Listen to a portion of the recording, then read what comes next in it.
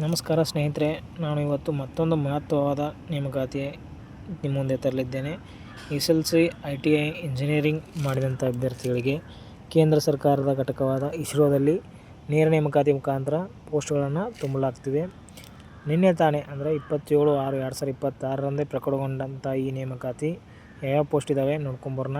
ಮೊದಲನೇದಾಗಿ ನೋಡೋದಾದರೆ technical assistant, scientific assistant, library assistant, technician A, draftsman ಅಂದರೆ ರೇಖಾಚಿತ್ರಕಾರ ಅಂದರೆ ಚಿತ್ರಕಲೆ ಬಿಡಿಸುವಂಥವ್ರಿಗೆ, ಹಾಗೂ ಕುಕ್ ಎ ಈ ಪೋಸ್ಟ್ಗಳಿಗೆ ಕೇಂದ್ರ ಸರ್ಕಾರದ ಇಸ್ರೋದಲ್ಲಿ ನೇಮಕಾತಿ ಪ್ರಾರಂಭವಾಗಿದೆ. ಅದಕ್ಕೆ ಎಲಿಜಿಬಿಲಿಟಿ ಏನೇನು ಬೇಕು, ಯಾವ ಥರ ಕಲಿತಿರಬೇಕು ಅಂತ ಮೊದಲನೇದಾಗಿ ನೋಡೋದಾದರೆ 5 ವೇಕೆನ್ಸಿಗಳು ಇದ್ದು ಇದರಲ್ಲಿ SC ST ಹಾಗೂ ಅದರ್ ಬ್ಯಾಕ್ವರ್ಡ್ ಕ್ಲಾಸಸ್ ಹಾಗೂ ಆರ್ಥಿಕವಾಗಿ ಹಿಂದುಳಿದಂಥ ಕ್ಲಾಸಸ್ಗಳಿಗೆ ಇಲ್ಲಿ ಪೋಸ್ಟನ್ನು ನೀಡಿದ್ದಾರೆ.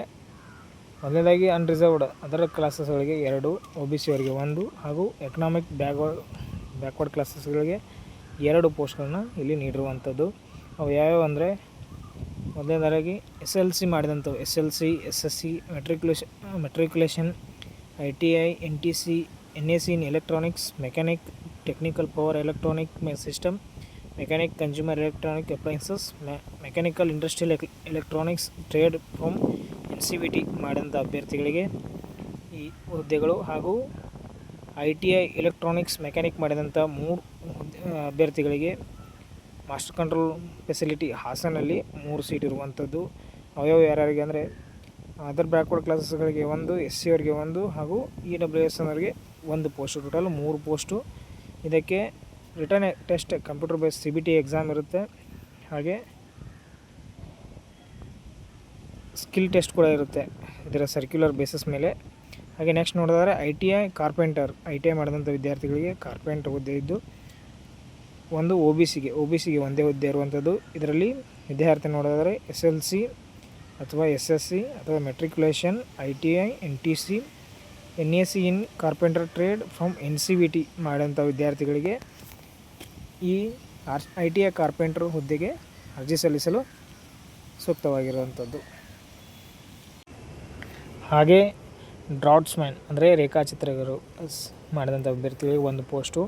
ಇದು ಯಾವ ಥರ ವಿದ್ಯಾರ್ಥಿ ಇರಬೇಕಂದ್ರೆ SLC ಅಥವಾ SSC, ಮೆಟ್ರಿಕ್ಯುಲೇಷನ್ ಪ್ಲಸ್ ITI ಮಾಡಿರಬೇಕು, ಅಥವಾ NTC, NAC in draftsman civil trade from NCVT ಮಾಡಿದಂಥ ಅಭ್ಯರ್ಥಿಗಳಿಗೆ ಈ ಹುದ್ದೆ ಇರುವಂಥದ್ದು. ಅಥವಾ ಡ್ರಾಫ್ಟ್ಸ್ಮ್ಯಾನ್ ಮೆಕ್ಯಾನಿಕಲ್ ಇದು 1 ಪೋಸ್ಟ್ ಇರುವಂಥದ್ದು. ಇದು ಕೂಡ same matriculation, SLC, SSC, ITI, NTC, NAC in draftsman mechanical trade from NCVT. ಮತ್ತು ಇದಕ್ಕೂ ಕೂಡ ಕಂಪ್ಯೂಟರ್ ಬೇಸ್ಡ್ ಟೆಸ್ಟ್ ಇರುವಂಥದ್ದು, ಸ್ಕಿಲ್ ಟೆಸ್ಟ್ ಕೂಡ ಇರುವಂಥದ್ದು.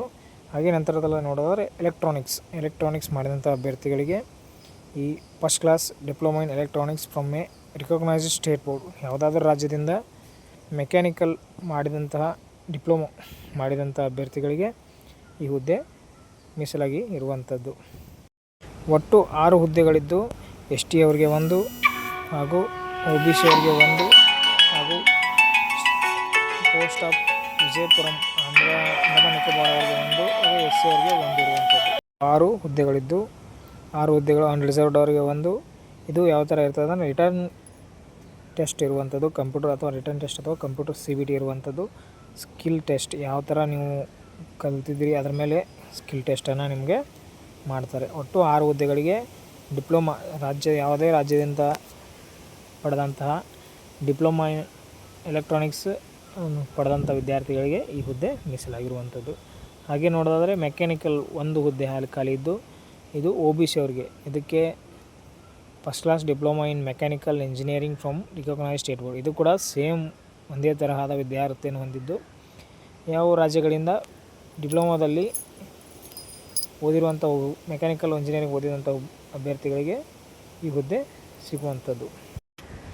ನಂತರದಲ್ಲಿ ಬಂದರೆ ಕಂಪ್ಯೂಟರ್ ಸೈನ್ಸ್, ಟೋಟಲಿ 4 ಪೋಸ್ಟ್ಗಳು, ಒಟ್ಟು 4 ಪೋಸ್ಟ್ಗಳಿದ್ದು ಇದರಲ್ಲಿ OBC ಅವರಿಗೆ 2, ಅದರ್ ಬ್ಯಾಕ್ವರ್ಡ್ ಕ್ಲಾಸಸ್ ಅವರಿಗೆ 1, ಅನ್ರಿಸರ್ವ್ಡ್ 1 ಇದ್ದು ಟೋಟಲಿ 4 ಪೋಸ್ಟ್ಗಳಿದ್ದು ಇದಕ್ಕೆ BSc with computer science as main subject from recognised university first ಕ್ಲಾಸಲ್ಲಿ ಪಡೆದಿರುವಂಥದ್ದು. BSc ಓದಿರಬೇಕು, ಕಂಪ್ಯೂಟರ್ ಸೈನ್ಸಲ್ಲಿ BSc ಓದಿದಂತಹ ಅಭ್ಯರ್ಥಿಗಳಿಗೆ ಈ 4 ಹುದ್ದೆಗಳು ಮೀಸಲಾಗಿರುವಂಥದ್ದು. ಇದು ಕೂಡ ರಿಟರ್ನ್ ಟೆಸ್ಟ್ ಹಾಗೂ ಸ್ಕಿಲ್ ಟೆಸ್ಟ್ ಮತ್ತು ಸರ್ಕ್ಯುಲರ್ ಬೇಸ್ ಅದ್ರ ಮೇಲೆ ಯಾವ ಥರ ಇರ್ತದೆ ಅದ್ರ ಮೇಲೆ ಇದು ಕೂಡ ಮೀಸಲಾಗಿರುವಂಥದ್ದು. ಅದೇ ಥರ ನೋಡೋದಾದರೆ BSc ಮ್ಯಾಥಮೆಟಿಕ್ಸ್ ಓದಿದವರಿಗೆ ಒಂದು ಹುದ್ದೆ, BSc ಮ್ಯಾಥಮೆಟಿಕ್ಸ್ಗೆ ಒಂದು ಹುದ್ದೆ ಇದ್ದು ಇದು ಅನ್ರಿಸರ್ವ್ಡ್, ಯಾರಾದರೂ ಸಾಮಾನ್ಯವಾಗಿ ಎಲ್ರಿಗೂ ಅದು ಅಪ್ಲೈ ಆಗುವಂಥದ್ದು. ಇದು ಕೂಡ first class BSc with mathematics as a main subject, ಗಣಿತವನ್ನು ಮೇನ್ ಸಬ್ಜೆಕ್ಟಾಗಿ ಓದಿರುವಂಥ ಯೂನಿವರ್ಸಿಟಿಯಿಂದ ಅಥವಾ ಇನ್ಸ್ಟಿಟ್ಯೂಟಿಂದ ಪಡೆದಂಥ BSc ಪಡೆದಂಥ ಅಭ್ಯರ್ಥಿಗಳು ಈ ಹುದ್ದೆಗೆ ಅರ್ಜಿ ಸಲ್ಲಿಸಲು ಸೂಕ್ತವಾಗಿರೋದು. ಇದಕ್ಕೂ ಕೂಡ CBT ಹಾಗೂ ಸ್ಕಿಲ್ ಟೆಸ್ಟ್ ಇರುವಂಥದ್ದು. ಹಾಗೆ ಕೆಳಗೆ ಬಂದರೆ ನಾವು ನೋಡಿದ್ರೆ ಲೈಬ್ರರಿ ಅಸಿಸ್ಟೆಂಟ್ ಇದು ಒಂದು ಹುದ್ದೆ ಇದ್ದು ಅದರ್ ಬ್ಯಾಕ್ವರ್ಡ್ ಕ್ಲಾಸಸ್ಗಳಿಗೆ ಈ ಒಂದು ಹುದ್ದೆ ಇರುವಂಥದ್ದು. ಇದರಲ್ಲಿ ಗ್ರ್ಯಾಜುಯೇಟ್ ಇನ್ ಫಸ್ಟ್ ಕ್ಲಾಸ್ ಅಥವಾ first class master degree in library science, library and information science ಅಂದರೆ BLSಗಳು ಓದಿದವ್ರಿಗೆ, ಹಾಗೆ ಈಕ್ವಲೆಂಟ್ ಫ್ರಮ್ ರಿಕಗ್ನೈಸ್ಡ್ ಯೂನಿವರ್ಸಿಟಿ, ಯಾವ್ದಾದ್ರು ಯೂನಿವರ್ಸಿಟಿಯಿಂದ ಪಡೆದಂಥ ಸರ್ಟಿಫಿಕೇಟ್ಗೆ ಇದಕ್ಕೆ ಈಕ್ವಲ್ ಆಗಿರುವಂಥದ್ದು ಪಡೆದಂಥ ಅಭ್ಯರ್ಥಿಗಳು ಈ ಹುದ್ದೆಗೆ ಅರ್ಜಿ ಸಲ್ಲಿಸಲು ಅರ್ಹರಾಗಿರುವಂಥದ್ದು. ಇದಕ್ಕೂ ಕೂಡ ರಿಟರ್ನ್ ಟೆಸ್ಟ್ ಅಥವಾ CBT ಇರುವಂಥದ್ದು. ಸ್ಕಿಲ್ ಟೆಸ್ಟು ಕಂಪ್ಯೂಟರ್ ಲಿಟ್ರಸಿಯನ್ನು ಒಳಗೊಂಡಂಥ ಸ್ಕಿಲ್ ಟೆಸ್ಟನ್ನು ಇದು ಎಕ್ಸಾಮಿನೇಷನ್ ಆಗಿ ಕನ್ಸಿಡರ್ ಮಾಡುತ್ತೆ. ಅದೇ ಥರವಾಗಿ ಕುಕ್ ಎ ಇರುವಂಥದ್ದು ಒಂದು ಇಸ್ರೋದಲ್ಲಿ ಮತ್ತಿನ್ನೊಂದು ಹಾಸನ್ ಮಾಸ್ಟರ್ ಕಂಟ್ರೋಲ್ ಫೆಸಿಲಿಟಿ ಹಾಸನದಲ್ಲಿರುವಂಥದ್ದು. ಟೋಟಲ್ 2 ಪೋಸ್ಟ್ ಇರುವಂಥದ್ದು. 2 ಪೋಸ್ಟಿಗೂ ಸಹ ಒಂದು ಹಾಸನದಲ್ಲಿ ಇನ್ನೊಂದು ಇಸ್ರೋ ಸೆಂಟ್ರಲ್ಲಿ ಇರುವಂಥದ್ದು. ಇದಕ್ಕೆ ಏನು ಕ್ವಾಲಿಫಿಕೇಷನ್ ಆಗಿ ಕನ್ಸಿಡರ್ ಮಾಡಿದ್ದಾರೆ ಅಂದರೆ SLC ಅಥವಾ SSC passed or its equivalent, SLC ಓದಿರಬೇಕು ಅಥವಾ SSCಯಿಂದ ಪಾಸ್ ಆದಂಥ ಸರ್ಟಿಫಿಕೇಟನ್ನು ಹೊಂದಿರಬೇಕು. 5 years 5 ವರ್ಷಗಳ ಅನುಭವವನ್ನು ಹೊಂದಿರುವಂಥ ಕೆಪಾಸಿಟಿ ಕುಕ್ಕಲ್ಲಿ ಅಡುಗೆ ಮಾಡೋದರಲ್ಲಿ 5 ವರ್ಷದ ಅನುಭವವನ್ನು ಪಡೆದಿರಬೇಕು. ಯಾವ್ದಾದ್ರು ಹೋಟೆಲ್ ಅಥವಾ ಕ್ಯಾಂಟೀನಲ್ಲಿ ಇದರ ಸರ್ಟಿಫಿಕೇಟ್ ಹೊಂದಿರಬೇಕು. ಹಾಗೂ ಸರ್ಟಿಫಿಕೇಟ್ ಇಂಜುವಲ್ ಆಗಿರಬಾರ್ದು, ಇದನ್ನು ಎಕ್ಸೆಪ್ಟ್ ಮಾಡೋದಿಲ್ಲ ಅಂತ ಹೇಳಿದ್ದಾರೆ. ಇದಕ್ಕೆ ಯಾವ ಥರವಾಗಿ ಎಕ್ಸಾಮ್ ಇರುತ್ತೆ ಅಂತಂದರೆ ಇದಕ್ಕೂ ಕೂಡ ರಿಟರ್ನ್ ಕಂಪ್ಯೂಟರ್ ಬೇಸ್ಡ್ ಟೆಸ್ಟ್ ಅಥವಾ ಸ್ಕಿಲ್ ಟೆಸ್ಟ್ ಇರುವಂಥದ್ದು. ಇದನ್ನು ಕೂಡ ಎರಡೂವನ್ನು ಪರಿಗಣಿಸಿ ಈ ಹುದ್ದೆಗೆ ಆಯ್ಕೆ ಮಾಡಿಕೊಳ್ತಾರೆ. ಹಾಗೆ ಮುಂದೆ ನೋಡೋದಾದರೆ ನಾವು ಬೇಸಿಕ್ ಲೆವೆಲ್ 3 ಲೆವೆಲ್ ಯಾವ್ಯಾವ ಥರ ಇರ್ತದೆ ಅಂತ ಗಮನಿಸೋದಾದರೆ, ಮೊದಲನೇದಾಗಿ ಲೆವೆಲ್ 3 ಇರುವಂಥ ಡ್ರಾಟ್ಸ್ಮ್ಯಾನ್ ಟೆಕ್ನಿಷಿಯನ್ ಬಿಗೆ 21,700ರಿಂದ ಮಂತ್ಲಿ ಅಲವೆನ್ಸಸ್ಸನ್ನು ಒಳಗೊಂಡು ಈ ಸ್ಯಾಲ್ರಿ ಇರುವಂಥದ್ದು. ಹಾಗೆ ಮುಂದೆ ಬಂದು ಟೆಕ್ನಿಕಲ್ ಅಸಿಸ್ಟೆಂಟ್, ಸೈಂಟಿಫಿಕ್ ಅಸಿಸ್ಟೆಂಟ್ ಹಾಗೂ ಲೈಬ್ರರಿ ಅಸಿಸ್ಟೆಂಟ್ಗಳಿವೆ. ಇವರಿಗೆ 44,900 ಬೇಸಿಕ್ಕಿಂದ ಸ್ಟಾರ್ಟ್ ಆಗುವಂಥದ್ದು. ಇದರ ಯಾವ ಥರ ಏಜ್ ಇರಬೇಕು ಅಂದರೆ 18ರಿಂದ 35 ವರ್ಷಗಳ ಒಳಗಾಗಿ ಈ ವಯಸ್ಸಿನ ಒಳಗಿನವರು ಇದಕ್ಕೆ ಅಪ್ಲಿಕೇಶನ್ ಸಲ್ಲಿಸಲು ಅರ್ಹರಾಗಿರುವಂಥವ್ರು. ಹಾಗೆ ಅದೇ ಥರನಾಗಿ ಕುಕ್ಗೆ ಟೋಟಲ್ ಕುಕ್ಗೆ ನೋಡೋದಾದರೆ ನಾವು 19,900ರಿಂದ ಇವರ ಮಂತ್ಲಿ ಸ್ಯಾರಿ ಪ್ಲಸ್ ಅಲವಾನ್ಸಸ್ಗಳನ್ನು ಸೇರಿ ಇನ್ನೂ ಜಾಸ್ತಿನೇ ಇರುತ್ತೆ. ಹಾಗೆ ಈ ಅಪ್ಲಿಕೇಶನ್ ಯಾವಾಗ ಕೊನೆಗೊಳ್ಳುತ್ತೆ, ಹೆಂಗೆ ಅಪ್ಲೈ ಮಾಡಬೇಕು ಅಂತ ನೋಡೋದಾದರೆ ನೀವು ನೋಡ್ಬೋದು. ಸೈಟನ್ನು ಕೂಡ ನಿಮಗೆ ನೀಡಿದ್ದಾರೆ. www.isro.gov.in ಅಥವಾ www.istrac.gov.inಗೆ ಹೋಗಿ ನಾವು ಅಪ್ಲೈಯನ್ನು ಮಾಡುವಂಥದ್ದು.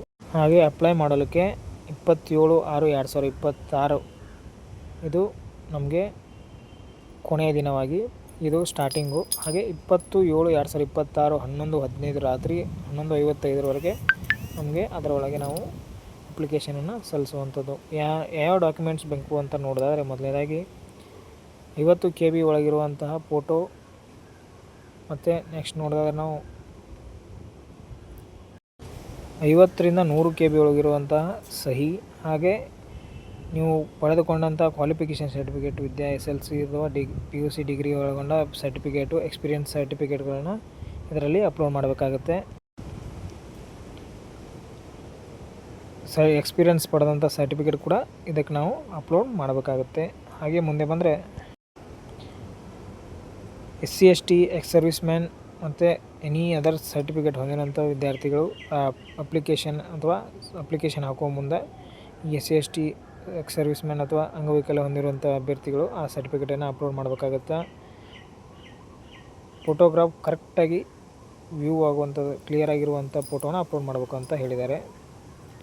ಹಾಗೆ ಅಪ್ಲಿಕೇಶನ್ ಫೀ ನೋಡೋದಾದರೆ, ಸಾಮಾನ್ಯವಾಗಿ CBT ಟೆಸ್ಟ್ ಇರುವಂಥ ಅಭ್ಯರ್ಥಿಗಳಿಗೆ 250 ರೂಪಾಯಿ, ಹಾಗೂ ಯಾವ್ಯಾವ ಪೋಸ್ಟ್ಗೆ ಅಂತ ನೋಡಿದ್ರೆ ಟೆಕ್ನಿಕಲ್ ಅಸಿಸ್ಟೆಂಟ್, ಸೈಂಟಿಫಿಕ್ ಅಸಿಸ್ಟೆಂಟ್ಗಳಿಗೆ 250 ರೂಪಾಯಿಗಳ ಫೀಯನ್ನು ಇರುತ್ತೆ. ಹಾಗೆ 100 ರೂಪಾಯಿ ರೂಪಾಯಿ ಫೀ ಯಾರಿಗೆ ಇರುತ್ತೆ ಅಂತಂದರೆ ಟೆಕ್ನಿಷಿಯನ್ ಬಿ ಹಾಗೂ ಡ್ರಾಟ್ಸ್ಮನ್ ಬಿ ಹಾಗೂ ಕುಕ್ ಇವುಗಳಿಗೆ 100 ರೂಪಾಯಿಗಳ ಅಪ್ಲಿಕೇಶನ್ ಫೀ ಇರುವಂಥದ್ದು.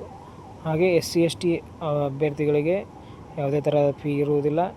ಹಾಗೆ ಲೈಬ್ರರಿ ಅಸಿಸ್ಟೆಂಟ್ಗಳಿಗೆ ಪೇ ಮಾಡುವಂಥ 500 ರೂಪಾಯಿ ಫೀಗಳನ್ನ ಇದು ಒಳಗೊಂಡಿರುವಂಥದ್ದು.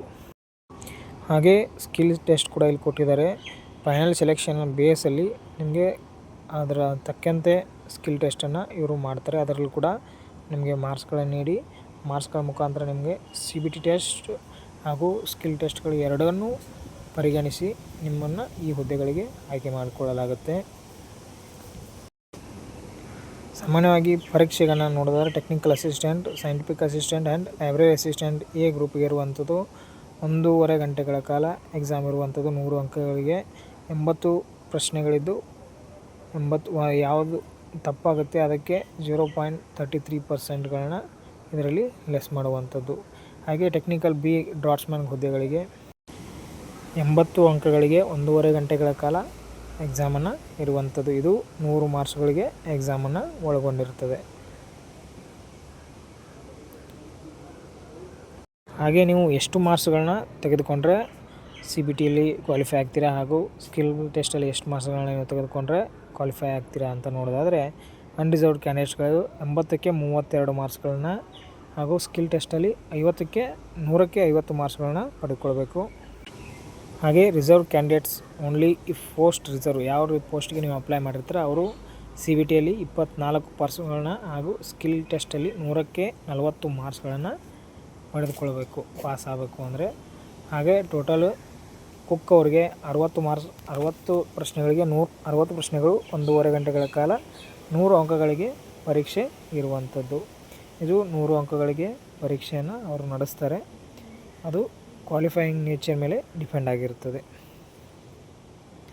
ಹಾಗೆ ಮುಂದೆ ಬಂದರೆ ಇದು ನೀವು ಲಾಸ್ಟ್ ಡೇಟನ್ನು ನೋಡೋದಾದರೆ 20 ಅಂದರೆ ಆಗಸ್ಟ್ 20ರವರೆಗೆ ಇದು ಅವಕಾಶ ನೀಡಿರ್ತಾರೆ. ಆಗಸ್ಟ್ 20, 2026ರವರೆಗೆ ನಿಮಗೆ ಅವಕಾಶ ನೀಡಿರ್ತಾರೆ. ಥ್ಯಾಂಕ್ ಯು, ಧನ್ಯವಾದಗಳು.